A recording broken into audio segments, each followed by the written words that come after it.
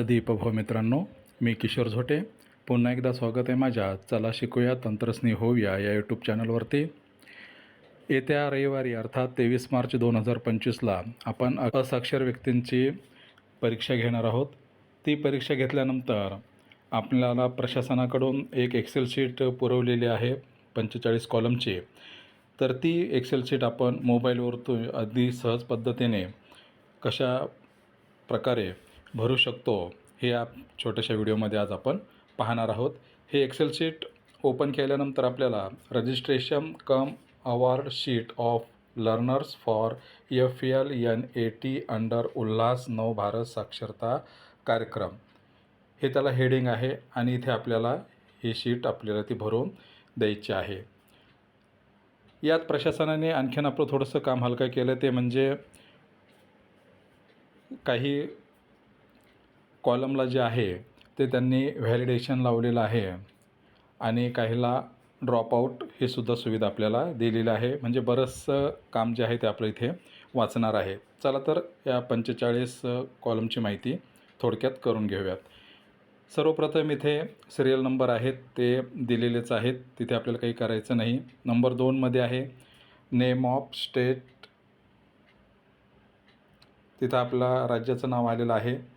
3 नंबरमध्ये इथे बघा name of learner surname plus name, म्हणजे इथे आपल्याला आडनाव आणि त्या संबंधित व्यक्तीचं नाव टाकायचं आहे. हे टाकताना मात्र आपल्याला कॅपिटल लेटरचाच वापर करायचा आहे. आधी आडनाव टाकल्यानंतर स्पेस द्यायचं आहे, त्यानंतर त्या संबंधित व्यक्तीचं नाव आपल्याला टाकायचं आहे. आणि यात एक सूत्रता यावीत म्हणून आपण जे आहे तर आपल्या पोर्टलवरती जी आपली यादी आहे मुख्याध्यापकांच्या लॉग इनवरती, ती यादी डाउनलोड करून आपल्याला आधी घ्यावी लागणार आहे. त्यानुसार आपल्याला इथे त्या पद्धतीने नाव सर्व टाकता येईल. तर ती डाउनलोड कशी करायची हे आपण आधीच्या व्हिडिओमध्ये पाहिलेलं आहे, त्याची लिंक मी या व्हिडिओच्या डिस्क्रिप्शन बॉक्समध्ये सुद्धा दिलेली आहे. त्यानंतर 4 नंबरवरती आहे फादर्स हजबंड्स नेम. फक्त इथं नाव टाकायचं आहे, आडनाव वगैरे काही आपल्याला टाकायचं नाही, ते सुद्धा कॅपिटलमध्ये टाकायचं आहे. त्यानंतर 5 नंबरमध्ये मदर्स नेम, इथे आईचं नाव टाकायचं आहे, इथे आडनाव काही जोडायचं नाही. त्यानंतर आहे इथे मोबाईल नंबर. हा मोबाईल नंबर जो आहे तो आपल्याला 10 आकडे टाकायचा आहे, +91 वगैरे हा काही कोड लावायचा नाही. मात्र मोबाईल नंबर हा कंपल्सरी आहे, त्यामुळे जर संबंधित व्यक्तीकडे मोबाईल नंबर नसेल तर त्याच्या नातेवाईकाचा मोबाईल आपल्याला इथे टाकायचा आहे. त्यानंतर बघा 7 नंबरला कॅटेगरीचा कॉलम आहे, ते ड्रॉपआउट केलेलं आहे. इथे आपण क्लिक केलं, इथे आपल्याला सर्व कॅटेगरीज इथे ओपन होत आहेत. ज्या कॅटेगरीमध्ये असेल त्याला आपल्याला इथे क्लिक करायचं आहे. त्यानंतर आहे 8 नंबरचं मॅरिड अनमॅरिड, त्याला ड्रॉपआउट केलेलं आहे, ते आपल्याला फक्त निवडायचं आहे, त्याला क्लिक करायचं आहे. एजमध्ये इथे बघा आपल्याला 15 ते 100 वर्ष आपण एज इथे टाकू शकतो. जर समजा 15पेक्षा इथे कमी आपण टाकलं तर आपल्याला इथे इनपुट एरर म्हणून दाखवतो आहे की आपल्याला इथे दाखवलं आहे बघा, इथे मिनिमम एज आहे 15 पाहिजेत आणि मॅक्झिमम 100 इयर्स. पुढच्या 10 नंबरवरती आपण गेलं तर इथे आपल्याला जेंडर येतं आहे मेल, फिमेल आणि ट्रान्सजेंडर. त्यानंतर पुढची टॅब आहे दिव्यजन म्हणजे अपंगासंदर्भामध्ये, तिथे यसमध्ये आपल्याला निवडायचं आहे. त्यानंतर बघा इथे 12 नंबरपासून तर 22 नंबरपर्यंत जे आहे तो आपला शाळेचा UDIS नंबर टाकायचा आहे. इथे आपल्याला जो आहे कोड टाकताना स्टेट कोड आहे बघा 12 आणि 13मध्ये, म्हणजे प्रत्येक कॉलममध्ये आपला UDISचा एक अंक इथे टाकायचा आहे. जसा आपला स्टेट कोड आहे 27, नंतर आपल्या डिस्ट्रिक्टचा जो कोड असेल तो, त्यानंतर आपल्या ब्लॉकचा कोड, त्यानंतर विलेज वार्डचा कोड, एक अंक इथे टाकायचा आहे आणि शेवटी आपला स्कूल कोड जो असेल 0, 1, 2, 3 जे काय असेल ते टाकायचं आहे. त्यानंतर 23 ते 25मध्ये आपल्याला इथे दिले बघा serial number of learner in the list of village ward register of non literate. आपल्याकडे परीक्षा देण्यासाठी जो व्यक्ती येणार आहे त्याला जो आपण नंबर देणार आहोत तो नंबर टाकायचा आहे. तो 001 पासून सुरू होणार आहे, तर 999 म्हणजे 1 पासून 999पर्यंत आपण इथे त्यांचे नंबर टाकू शकतो. इथेही प्रत्येक कॉलममध्ये जे आहे तो एकच अंक टाकायचा आहे 001 आणि जर 10 असतील तर 0010 न टाकता, कारण एका कॉलममध्ये 2 आकडे ते स्वीकारत नाही, एरर येतो आहे. तर त्यामुळे आपल्याला इथे प्रत्येक कॉलममध्ये एक एक आकडा इथे टाकावा लागणार आहे. त्यानंतर बघा इथे ॲड्रेस लेनमध्ये 26 नंबरला आपल्या त्या साक्षर व्यक्तीचा ॲड्रेस टाकायचा. इथे ते आपल्या त्या गावाचं नाव टाकायचं आहे. त्यानंतर डिस्ट्रिक्ट बघा इथे पूर्ण आपल्या जेवढे जिल्हे आहेत त्या जिल्ह्याची यादी आहे तिथून आपल्याला तो निवडायचा आहे. स्टेट इथं ऑलरेडी टाकलेला आहे. पिनकोड टाकायचा आहे, जो आपला 6 अंकी पिनकोड नंबर असेल तो इथे टाकायचा आहे. त्यानंतर आता इथं name of address of school under which assessment test conduct.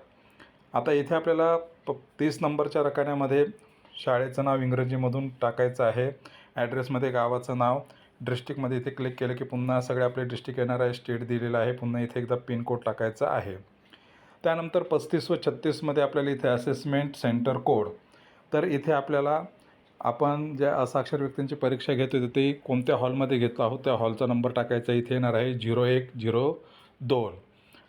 एका हॉलमध्ये सरासरी 25 असाक्षर व्यक्ती आपले राहणार आहे. शक्यतोवर 01 असंच आपलं येणार आहे. एक क्वचित ठिकाणी 02 येऊ शकतं. त्यानंतर आहे इथं बघा तारीख 37मध्ये ती तारीख ऑलरेडी दिलेली आहे, तिथे काही आपल्याला करायचं नाही. त्यानंतर आहे पुढचा कॉलम 38, 39, 40मध्ये 50पैकी किती मार्क पडले ते इथं आपल्याला दिलेले आहे.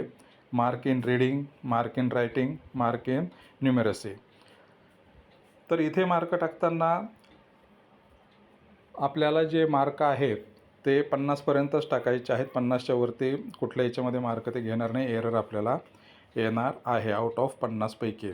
आणि इथे आपल्याला क्रायटेरिया ठरवलेला आहे पास होण्याचा, तो म्हणजे 16.5 म्हणजे 33% प्रत्येक विभागात त्याला मार्क पाहिजेत. इथे आपल्याला पॉईंटनुसार सुद्धा मार्क देता येतात. प्रत्येक विभागात 33% मार्क पाहिजेत.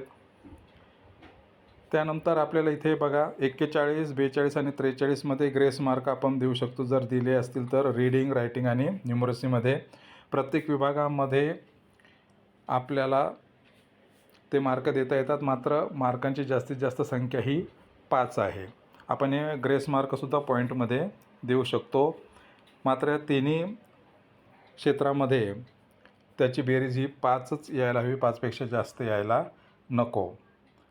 त्या पद्धतीने इथे किमान 16.5 हे प्रत्येक याच्यामध्ये मार्क आले पाहिजेत. आणि त्या सगळ्यांची बेरीज इथे आउट ऑफ 150ला 33% म्हणजे जवळपास 49.5 सरासरी मार्क इथं आले पाहिजेत. आणि इथे जेव्हा आपण समजा इथे आपण मार्क टाकून बघूयात. 38मध्ये 17, इथे 18, इथे 20, एक अंदाजे टाकूयात आपण. बघा इथे जे आहे तर याची बेरीज इथे 44 नंबरमध्ये झालेली आहे. टोटल मार्क इथे आपल्याला मॅन्युअली टाकायचे नाहीत.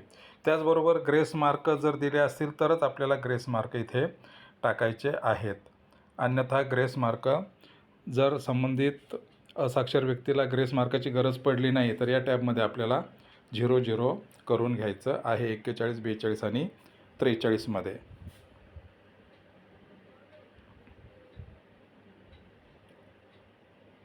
आणि त्यानंतर शेवटच्या रकान्याकडे आपण आलेलो आहोत.